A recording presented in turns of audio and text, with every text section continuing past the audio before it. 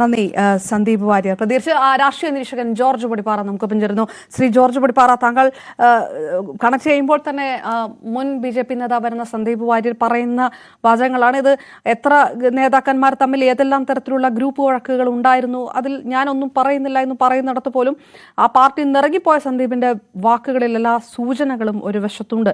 ഈ പോസ്റ്റർ വിവാദം വരിക, പുതിയ സംസ്ഥാന അധ്യക്ഷൻ ചുമതല ഏറ്റെടുത്തതിന് പിന്നാലെ അനധികൃത സ്വത്ത് സമ്പാദനം ഒരു നേതാവ് നടത്തി എന്നുള്ളൊരു ആരോപണം വരിക, അത് അവസാനം അത് മറ്റ് രാഷ്ട്രീയ പാർട്ടികൾ നടത്തിയതാണെന്ന് പറഞ്ഞ് നെഞ്ചത്തടിച്ച് പ്രതികരിക്കുക BJP നേതാക്കൾ, അവരുടെയൊക്കെ അണികൾ തന്നെയാണ് ഈ പോസ്റ്റർ ഒട്ടിച്ചതെന്ന് ഉള്ള തെളിവുകൾ പുറത്തേക്ക് വരികയും ചെയ്യുക. ഈ BJPയിലെ പാളത്തിൽ തീരുന്നില്ല. പുതിയ സംസ്ഥാന നേതൃത്വം ഇതിനെല്ലാം അതീതമാണ് എന്ന് പറയുമ്പോൾ ഇതൊക്കെ ഇവരെങ്ങനെ പ്രതിരോധിക്കുമെന്നുള്ളതാണ്. അത് അവരുടെ ആഭ്യന്തര കാര്യമാണ്. പക്ഷേ പുറത്തുനിന്ന് കാണുമ്പോൾ രാഷ്ട്രീയ നിരീക്ഷകർ അത് ഏത് തരത്തിൽ കാണുന്നു? ഇതിലെ പ്രശ്നം എന്താന്ന് വെച്ചാൽ, ഈ പാർട്ടി ഒരു സുപ്രഭാതത്തിൽ അതിന് അതേപടി മാറാൻ പറ്റില്ല. ഇപ്പോ സന്ദീപ് വാര്യർ പറഞ്ഞതുപോലെ തന്നെ ഇപ്പൊ ഈ പോസ്റ്റർ ഒട്ടിച്ചത്, രാജേഷിനെതിരെ പോസ്റ്റർ ഒട്ടിച്ചത് ആരാണെന്ന് നമുക്ക് അറിയില്ല, കൃത്യമായിട്ട് അറിയില്ല. പാർട്ടിക്ക് അകത്തുനിന്ന് തന്നെ ആയിരിക്കും എന്നുള്ള കാര്യത്തിൽ സംശയമില്ല. അതിന്റെ കാരണം സുരേഷും രാജേഷും തമ്മിലുള്ള അഭിപ്രായ വ്യത്യാസമാണോ, അല്ലെങ്കിൽ അവർ തമ്മിൽ കാലങ്ങളായി നിലവിലുള്ള ആ ഒരു എന്താ പറയാ ഭിന്നത, ശീതസമരം, അവർക്ക് ഇടയിൽ വലിയ ഭിന്നതയുണ്ട്. അപ്പൊ സ്വാഭാവികമായിട്ടും VV രാജേഷ് ഇപ്പോ രാജീവ് ചന്ദ്രശേഖറിന് പ്രിയപ്പെട്ടവനായി മാറുന്നു എന്നൊരു തോന്നൽ ഒരു പക്ഷെ സുരേഷിനുണ്ടാകാം. അതിനുവേണ്ടി അല്ലെങ്കിൽ ആ ഒരു ഇഷ്ടം തകർക്കാൻ വേണ്ടി, അല്ലെങ്കിൽ അങ്ങനെ ആരും അത്ര വലുതാവണ്ട എന്ന രീതിയിൽ ഈ സംസ്ഥാന നേതൃത്വത്തിലെങ്കിലും നേരത്തെ തന്നെ VV രാജേഷിന് സ്വാധീനം കൂടുതലുണ്ട്. അപ്പൊ ഇനിയും അത് ആവർത്തിക്കപ്പെടാതിരിക്കാൻ ഉള്ള ഒരു തടയായിട്ടാണോ സുരേഷിന്റെ അണികൾ ഇത് ചെയ്യുന്നതെന്ന് നമുക്കറിയില്ല. ഏതായാലും BJPയെ സംബന്ധിച്ച് നമ്മുടെ കൺമുമ്പിലുള്ള ഒരു യാഥാർത്ഥ്യം എന്താണെന്ന് വെച്ചാൽ, ആ പാർട്ടിയുടെ മുന്നോട്ടുള്ള വളർച്ചയെ തടയുന്നത് ആ പാർട്ടിക്ക് വോട്ട് ചെയ്യാൻ ആളുകൾക്ക് താല്പര്യമില്ലാത്തതുകൊണ്ടോ ആ പാർട്ടിയോട് ചേരാൻ ആളുകൾ തയ്യാറല്ലാത്തതുകൊണ്ടോ അല്ല, മറിച്ച് ആ പാർട്ടിയുടെ ആഭ്യന്തര ഭിന്നതകളും നേതാക്കൾ തമ്മിലുള്ള കുടിപ്പകയും അതുപോലെ തന്നെ ഈ തൊഴുത്തിൽ കുത്തും തന്നെയാണ് ആ പാർട്ടിയുടെ മുന്നോട്ടുള്ള വളർച്ചയിൽ കേരളത്തിൽ ഏറ്റവും കൂടുതൽ തടസ്സം സൃഷ്ടിക്കുന്നത്. അതിപ്പോ കുറെ കാലമായിട്ട് നമുക്കറിയാം, 2 ചേരിയായിരുന്നു. ഇപ്പൊ 2 ചേരിയിലും പെടാത്ത, ഇപ്പൊ സുരേന്ദ്രനെ മാറ്റുന്നു, പകരം വരുമെന്ന് വിചാരിച്ച് MT രമേശിന് പകരം, അല്ലെങ്കിൽ ശോഭാ സുരേന്ദ്രനും വന്നില്ല, പകരം ഇവരുടെ കൂടെ ഒന്നും ആണെന്ന് പറയാൻ പറ്റാത്ത രാജീവ് ചന്ദ്രശേഖർ സംസ്ഥാന അധ്യക്ഷ സ്ഥാനം ഏൽക്കുന്നു. പക്ഷെ അദ്ദേഹം വന്നിട്ടും നേരത്തെയുള്ള പകയും എന്താ പറയാ പാരകളും ഒന്നും ഒഴിയുന്നില്ല, അതിപ്പോഴും തുടരുന്നു. ഒരു പക്ഷെ കുറച്ചുകൂടി സമയം എടുത്തേക്കാം, രാജീവ് ചന്ദ്രശേഖർ കുറച്ചുകൂടി സമയമെടുത്ത് ഈ ഭിന്നതകൾക്ക് ഒരു വിരാമം ഇട്ടേക്കാം എന്ന് പ്രതീക്ഷിക്കാനേ പറ്റുള്ളൂ. പക്ഷെ എങ്കിൽ ഈ നേതാക്കളുടെ ഉള്ളിലുള്ള ഈ പറഞ്ഞ പക എങ്ങനെ മാറ്റിയെടുക്കും എന്നുള്ളതാണ് BJP നേരിടുന്ന ഒരു വലിയ പ്രശ്നം. രാജീവ് ചന്ദ്രശേഖറെ തല പുകയുന്നതും ഈ വിഷയത്തിലായിരിക്കും. ഈ കൂടെയുള്ള അടികളെ, കൂടെയുള്ള നേതാക്കളെ എങ്ങനെ ഒരുമിപ്പിച്ച് കൊണ്ടുപോയി ഈ പാർട്ടിയെ ശക്തിപ്പെടുത്താം. വരാനിരിക്കുന്ന 2 തെരഞ്ഞെടുപ്പുകളിൽ പാർട്ടി നേരിടുന്ന വെല്ലുവിളിയും അതുതന്നെയാണ്. യഥാർത്ഥത്തിൽ ഈ നേതാക്കളെ അനുനയിപ്പിക്കുകയും ഒരു മനസ്സോടെ, അല്ലെങ്കിൽ ഈ ഭിന്നതയില്ലാതെ, കലഹമില്ലാതെ, പോസ്റ്ററൊട്ടിക്കലില്ലാതെ, ആരോപും കുതികാൽ വെട്ടും ഇല്ലാതെ ഈ പാർട്ടിയെ മുന്നോട്ട് കൊണ്ടുപോകാനുള്ള ആ ഒരു വെല്ലുവിളിയാണ് യഥാർത്ഥത്തിൽ രാജീവ് ചന്ദ്രശേഖർ നേരിടുന്ന പ്രശ്നം എന്ന് ശ്രീ ജോർജ് പടിപ്പാറ, ഈ തലസ്ഥാനവുമായി ബന്ധപ്പെട്ട അടുത്ത തെരഞ്ഞെടുപ്പിൽ അത് BJP ഉറ്റുനോക്കുന്ന സ്ഥലമാണ്. കഴിഞ്ഞ തവണ ഉണ്ടായ തോൽവി ഇത്തരത്തിൽ ചില വിഷയങ്ങൾ ഉണ്ടായതുകൊണ്ടാണെന്നൊക്കെയായിരുന്നു പോസ്റ്റിൽ ഉണ്ടായിരുന്നത്.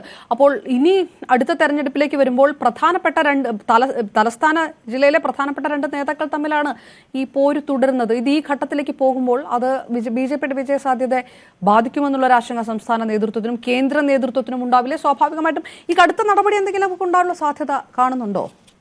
തീർച്ചയായിട്ടും. അതായത് BJPക്ക് ഒന്ന് ആലോചിച്ച് നോക്കുക, അപർണ പറഞ്ഞത് ഒന്നുകൂടെ ഒന്ന് പൂരിപ്പിക്കുകയാണെങ്കിൽ, BJPയുടെ ഏറ്റവും വലിയ 2 ശക്തി കേന്ദ്രങ്ങളിലാണ് ഏറ്റവും വലിയ ഭിന്നതകൾ നിലവിലുള്ളത്, തിരുവനന്തപുരത്തും പാലക്കാടും. നമ്മളിപ്പോ ഈ ഒരു വിഷയത്തില് മറ്റേ ഗവാർ വിഷയത്തില് ഒറ്റക്കെട്ടായി പാർട്ടി അല്ലെങ്കിൽ ഒരുമിച്ച് നിൽക്കുന്നു എന്നൊരു തോന്നലുണ്ടെങ്കിൽ പോലും യഥാർത്ഥത്തിൽ പാർട്ടിയിൽ 2 ചേരികൾ, കൃഷ്ണകുമാർ പക്ഷവും മറുപക്ഷവും ധ്രുവങ്ങളോളം അകലെയാണ് നിൽക്കുന്നത്. അത് വേറെ പ്രശ്നം. അതിന്റെ പിന്നാലെയാണ് ഇപ്പൊ തിരുവനന്തപുരമാണ് ഏറ്റവും സാധ്യതയുള്ള. വരുന്ന തെരഞ്ഞെടുപ്പിൽ തിരുവനന്തപുരം നഗരസഭ ഭരണം പിടിക്കുക എന്നുള്ളത് BJP ഏറ്റവും വലിയ പ്രസ്റ്റീജ് ഇഷ്യൂ ആയിട്ട് എടുത്തിരിക്കുന്ന ഒരു വിഷയമാണ്. അങ്ങനെ പിടിക്കാൻ കഴിഞ്ഞാലേ അടുത്തല്ല നിയമസഭാ തെരഞ്ഞെടുപ്പിൽ ഈ പറഞ്ഞ പോലെ തിരുവനന്തപുരത്ത് കൂടുതൽ സീറ്റുകൾ വിജയിക്കുകയും എന്തെങ്കിലും പാർട്ടിയുടെ മുന്നോട്ടുള്ള പ്രയാണത്തിന് ആ തിരുവനന്തപുരം നഗരസഭ പിടിച്ചെടുത്താൽ അത് വലിയൊരു ഊർജ്ജമായിരിക്കും എന്നുള്ള കാര്യത്തിൽ സംശയമില്ല. പക്ഷെ ഇതാണ് 2 നേതാക്കൾ, പ്രധാനപ്പെട്ട 2 നേതാക്കൾ തമ്മിലുള്ള ഈ പറഞ്ഞ പക ഇങ്ങനെ തെരുവിലേക്കും പോസ്റ്റർ യുദ്ധത്തിലേക്കും അതുപോലെ തന്നെ സോഷ്യൽ മീഡിയ കലാപത്തിലേക്കൊക്കെ മാറുകയാണെങ്കിൽ BJP-യുടെ സാധ്യത എത്രത്തോളം ഉണ്ടാവും എന്നുള്ളത് കണ്ടു തന്നെ അറിയണം. നന്ദി. രാഷ്ട്രീയ നിരീക്ഷകൻ മാധ്യമപ്രവർത്തകൻ ജോർജ് പൊടി പറയാണ്. ഒരിക്കൽ കൂടി ഡാനിലേക്ക്. ഡാന് പറയാതെ തന്നെ സന്ദീപ് വാര്യർ പറഞ്ഞു പോകുന്നുണ്ട് ഏത് തരത്തിലുള്ള പാളയത്തിൽ പടയാണ് തലസ്ഥാന ജില്ലയിൽ BJP-യിൽ ഉള്ളത് എന്നുള്ളതടക്കം. ഇത് BJP സംസ്ഥാന നേതൃത്വം വ്യക്തമായി അറിയുന്ന ചിത്രമാണ്. ഇനി ഏതെങ്കിലും തരത്തിൽ ഒരു കടുത്ത നടപടി ഉണ്ടാകുമെങ്കിൽ അതെങ്ങനെ എന്നൊക്കെ ഉള്ളതായിരിക്കും. ആ തരത്തിലുള്ളൊരു നിലപാടിലേക്ക് പുതിയ അധ്യക്ഷൻ കൂടി ഈ വിവരം അറിഞ്ഞിരിക്കുന്ന സാഹചര്യത്തിൽ അങ്ങനെ കടക്കാനുള്ള സാധ്യതയാണോ?